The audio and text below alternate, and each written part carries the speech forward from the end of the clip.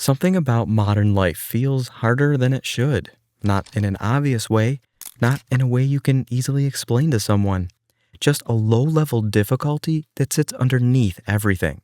A kind of friction that wasn't supposed to be there. You're not starving, you're not in danger. By almost every measurable standard, life is easier than it has ever been for most people in human history. And still, something feels off. Something feels like too much. Think about a regular day. You wake up, and within a few minutes, you already know about a disaster on the other side of the world, an argument between people that you've never met, someone else's highlight reel, 16 things you're supposed to care about, and 3 things you forgot to do yesterday. And that's before anything has actually happened to you. By noon, you've processed more information than most humans throughout history would have encountered in weeks. By evening, your brain is still running, still scanning, still somewhere between alert and exhausted in a way that sleep doesn't fully fix. You tell yourself you just need to manage it better, focus more, be more disciplined, stop getting distracted so easily. As if the problem is a personal failure, but it probably isn't. Here's what nobody says clearly enough. The brain you are using right now was not built for this world. Not metaphorically, not as a figure of speech. The hardware inside your skull was shaped by hundreds of thousands of years of a completely different environment. An environment with no cities, no feeds, no comparison to strangers, no 24-hour news, no inbox, no notifications, no infinite scroll. It was shaped by small groups of people navigating physical danger, limited food, limited information, and a sky that went dark at night and actually stayed that way. That brain got handed modern life, and then you wondered why it struggles. The brain was never optimized for happiness. That's not what it was built to do. It was built to keep you alive, which meant it had to be paranoid, alert to threat, quick to notice what went wrong, and slow to let go of it. Negative experiences needed to stick because ignoring them could get you killed. Positive experiences could fade because comfort wasn't the point. That wiring still runs. So you notice criticism faster than praise. You remember the one thing that went wrong more than the 10 that went right.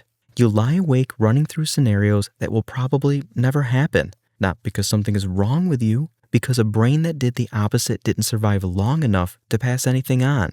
Anxiety isn't a malfunction. It's an ancient system working exactly as designed, inside a world that no longer requires it at this volume. Humans also evolved in scarcity. Food was limited. Information was limited. Options were limited. The brain developed strong instincts around all 3. Seek more, consume what's available, don't waste what you find.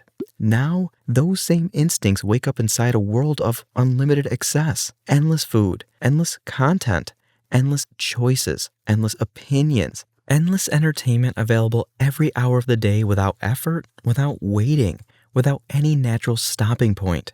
The brain was never built for unlimited. It was built to want more because more was never actually available. That mechanism kept people alive. Now, it just keeps people scrolling past the point where they want it to stop, eating past the point where they're full, refreshing past the point where anything new is there. Not weakness, just ancient software running in an environment it was never written for. The social part might be the strangest mismatch of all. Humans evolved in groups of roughly 150 people. That was the world the social brain was calibrated for. A village, faces you recognized, relationships that were physical and slow and built over years. Now, that same brain is handed 7 billion people and asked to navigate it. Thousands of opinions about everything.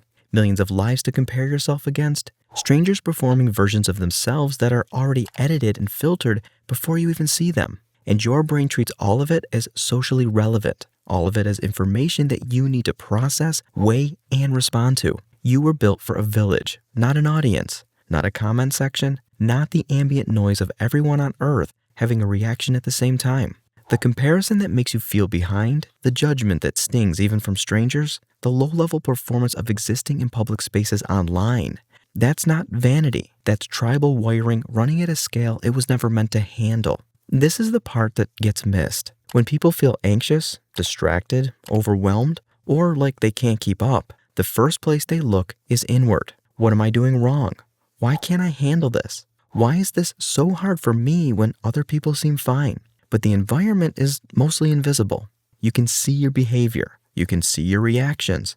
You can't easily see the gap between what your brain was shaped for and what it's being asked to do right now. So you fill that gap with self-blame, with diagnoses of personal failure, with the assumption that the problem lives in you specifically, rather than in the mismatch between ancient hardware and a world that changed faster than biology ever could. Maybe the question was never why you struggle with modern life.